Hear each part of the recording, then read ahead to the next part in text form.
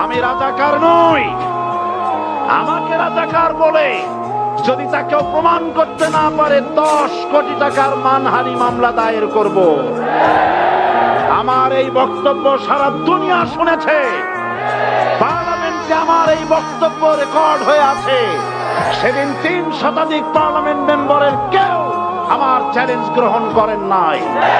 যে কোনো ব্যক্তি পার্লামেন্টে গিয়ে আমার বক্তৃতা দেখে আসতে পারেন।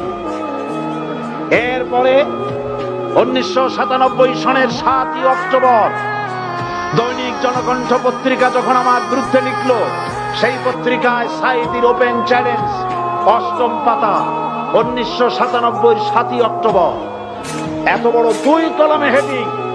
সেখানে আমি বলেছি, বাংলাদেশের সকল সাংবাদিক, গোয়েন্দা বিভাগ, বাংলাদেশের সকল বুদ্ধিজীবীকে আমি আমার পিরোজপুরে আমন্ত্রণ করছি।